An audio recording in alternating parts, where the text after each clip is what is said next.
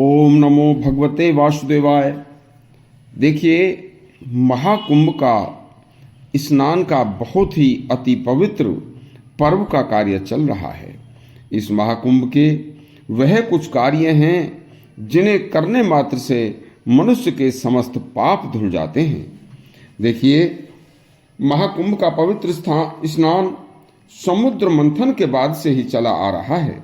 जिन 4 स्थानों पर अमृत कलश से कुछ बूंदें गिरी, उन्हीं पवित्र स्थानों पर कुंभ स्नान का आयोजन होता है।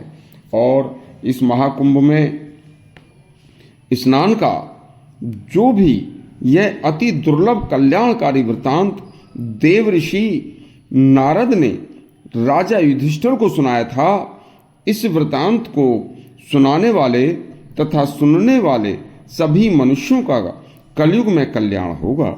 यह वृतांत सभी को ध्यान से सुनने और हृदय में उतारने के योग्य है। तो सुनिए। नारद जी बोले, हे धर्मराज, कलयुग का तीर्थ गंगा जी होगा। गंगा कलयुग की तीर्थ होंगी।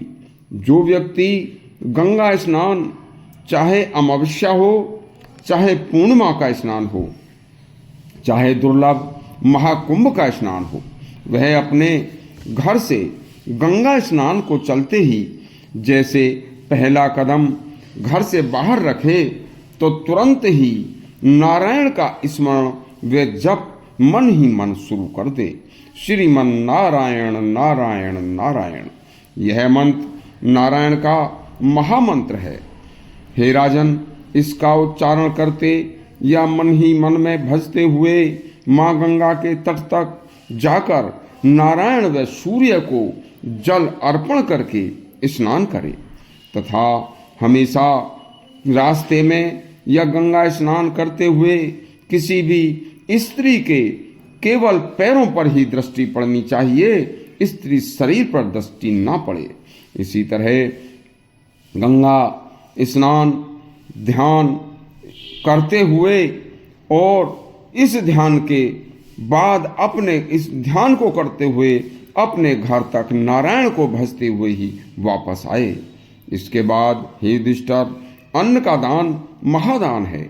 यदि मनुष्य गंगा तट पर गरीब व साधु सन्यासी या भूखों को जो व्यक्ति भोजन या अन्न या आवश्यकता के अनुसार वस्त्र आदि दान करता है तो उसके सभी पाप नष्ट हो जाते हैं। इसके बाद हे राजा, जो व्यक्ति अपने वृद्ध माता पिता को छोड़कर कुंभ स्नान या गंगा स्नान करता है तो उसे भारी पाप लगता है। इस भारी पाप से बचने का उपाय आपको बताता हूँ कि जो भी व्यक्ति कुंभ स्नान करे वह उस पवित्र गंगा यमुना सरस्वती के जल को कुछ जल को अपने साथ लाए और उस प्रयागराज के जल से अपने घर पर माता पिता के वृद्ध माता पिता के जल में कुछ जल मिलाकर उनको भक्ति पूर्वक उनका स्नान कराए तथा स्नान कराते समय यह प्रतिज्ञा करे कि मैं आज से तुम्हें समय पर स्नान आदि करा के आपकी हमेशा इच्छानुसार भोजन बनवाकर पहले आपको भोजन करवाकर बाद में भोजन करूंगा। ऐसा करने मात्र से मनुष्य को 1000 यज्ञ के बराबर पुण्य लाभ मिलता है। पतित पावनी गंगा कलयुग में सभी मनुष्यों के लिए वैतरणी के समान है। कभी भी गंगा में निर्वस्त्र होकर पूर्ण नग्न होकर स्नान नहीं करना चाहिए। गंगा का जल अति पवित्र है। इसे हमेशा अपने घर में रखकर अपने स्नान के जल में भी कुछ बूंदें डालकर स्नान करना चाहिए तथा घर के मंदिर में रखी हुई देव मूर्तियों को पानी में थोड़ा सा जल मिलाकर गंगा जल मिलाकर प्रतिदिन स्नान कराना चाहिए। घर में साफ सफाई के बाद पूरे घर में कुछ गंगा की बूंदें छिड़कने मात्र से घर पवित्र हो जाता है तथा लक्ष्मी का वास होता है। मनुष्य को जन्म लेने के बाद तथा मरते समय गंगा जल की कुछ बूंदें अवश्य पिलानी चाहिए। गंगा जल कभी भी 100 वर्ष तक भी अपवित्र नहीं होगा और न ही उसमें कभी कीड़े आदि पड़ेंगे। इस प्रकार नित्य गंगा का जल आचमन करने मात्र से मन बुद्धि हमेशा गंगा जल की तरह पवित्र ही रहेगी।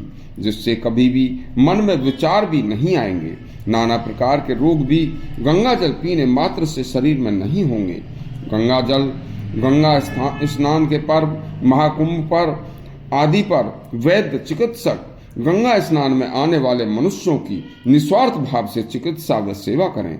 धनवान व्यक्ति गंगा स्नान में आए मनुष्यों को भांति भांति से सेवा करें। ऐसा करने से मनुष्य के सभी पाप धुल जाएंगे। गंगा को कभी भी अपवित्र करने की ना सोचें। गंगा में कभी भी मल मूत्र आदि न जाने दें। जो व्यक्ति पवित्र मन व शुद्ध आत्मा से गंगा स्नान करेगा तथा सेवा करेगा वह सभी पापों से छूट जाएगा। इसी तरह के अति कल्याणकारी पवित्र धर्म ग्रंथों से लिए गए कल्याणकारी प्रसंग सुनने के लिए हमारा चैनल सब्सक्राइब करें तथा घंटी अवश्य दबाएं। धन्यवाद।